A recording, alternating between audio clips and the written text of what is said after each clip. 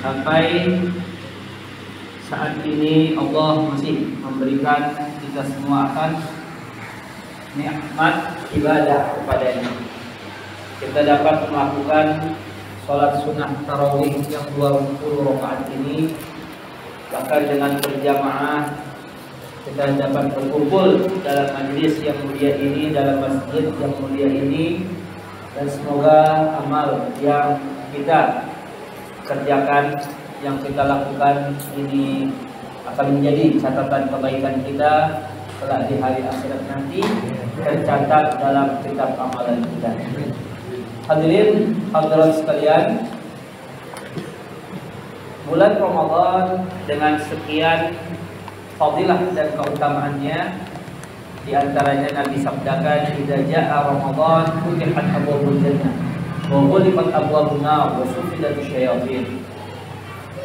Apabila telah datang bulan Ramadan, maka dibukalah pintu-pintu surga dan dibelenggulah dan ditutuplah pintu-pintu neraka dan dibelenggu setan. Kenapa? Karena demikianlah kemuliaan Ramadan yang Allah berikan kepada umat Nabi Muhammad sallallahu alaihi wasallam. Juga bulan Ramadan Nabi sabdakan, "Syahrul awwaluhu rahmah wa awsatuhu maghfirah wa akhiruhu 'atqun minan nar." Bulan yang bagian awalnya adalah rahmat, pertengahannya adalah ampunan, dan bagian akhirnya adalah terbebas daripada api neraka. Dan bulan Ramadan adalah bulan pertama kali turunnya Al-Quran. Dan ini pada periode pertama, jadi dua periode turunnya Al-Quran. Yang pertama jumlatan wahidatan minal lauhul mahfuz ila samai dunia, dari lauh mahfuz ke samai dunia. Kemudian dari samai dunia dibawa malaikat Jibril kepada Nabi selama jeda waktu 22 tahun 2 bulan 22 hari.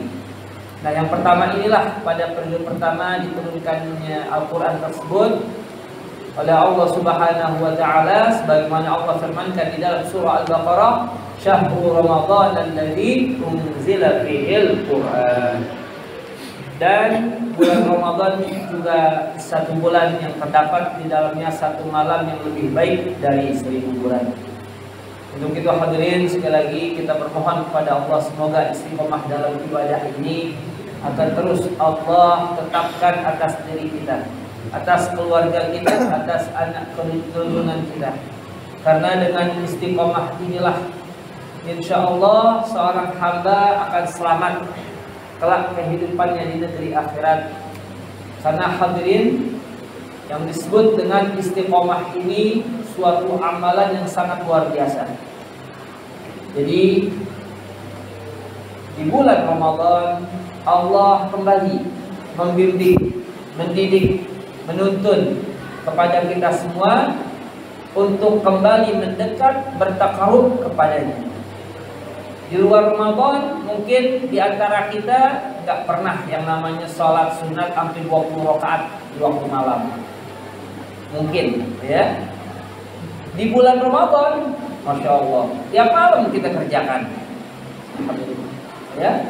Di luar Ramadan mungkin kita khatam paling cepat ya 10 bulan sekali, 6 bulan sekali. Ini bulan Ramadan sebulan bisa 2 kali khatam, 1 bulan bisa 2 kali, bahkan ada yang 3 kali. Masya Allah. Ini nikmat, nikmat dalam istiqomah dalam ibadah. Seorang hamba yang bila mana telah memperoleh satu kekuatan dari Allah untuk melakukan ibadat kepadanya, yakni dengan senantiasa istiqomah dalam iman dan amal solehnya, maka hadirin akan mudahlah suatu amalan yang dianggap banyak orang itu adalah sulit.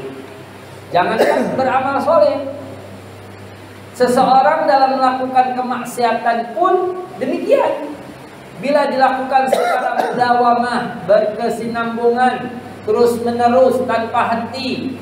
Contoh, mungkin kita pernah dengar penjudi, dia berjudi di atas meja judi, dia main judi 2 hari 2 malam nggak makan-makan, cuma minum doang. 2 hari 2 malam kuat main judi.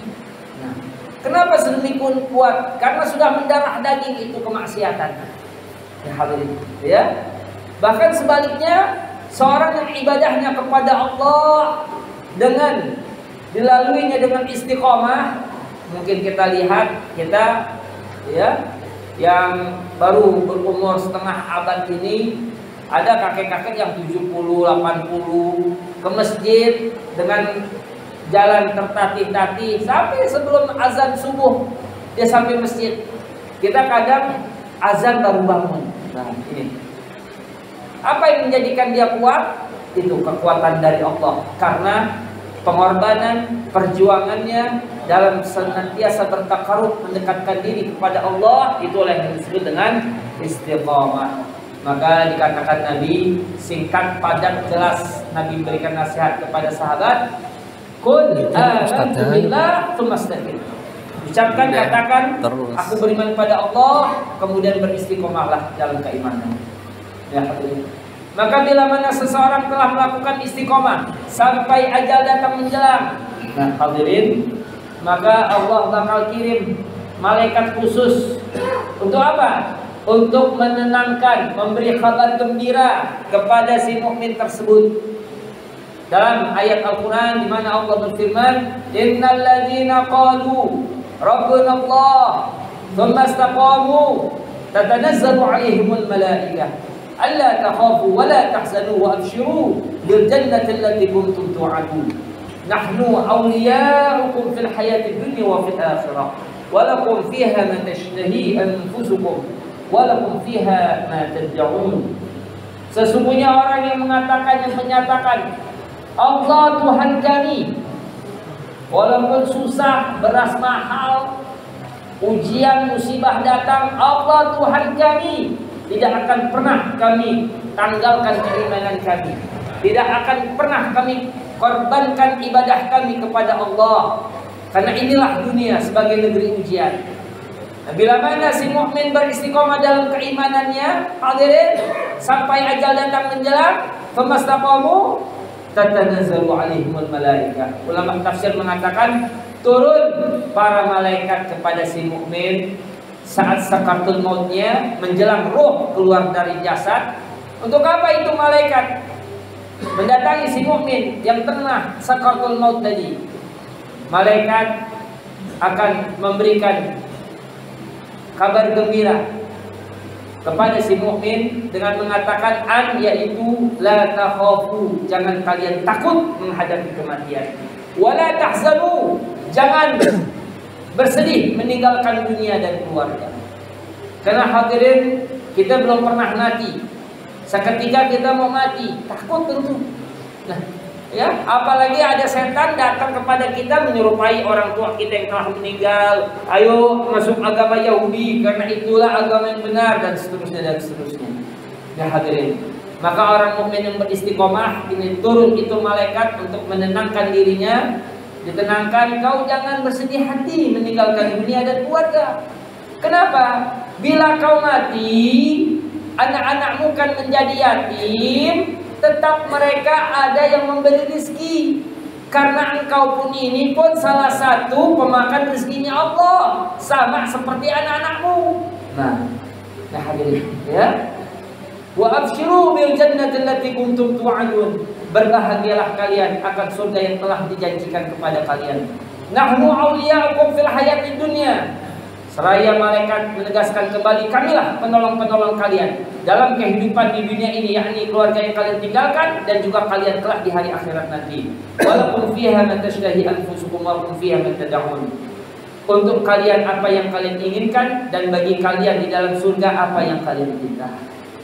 Kita berharap hadirin ada satu kalimat dengan mesra kan dibisikkan ke telinga kita menjelang ajal kita tiba, yang dalam riwayat ada disebutkan kan diperdengarkan kepada si mukmin yang saleh yang istiqomah dalam ibadah kepada Allah.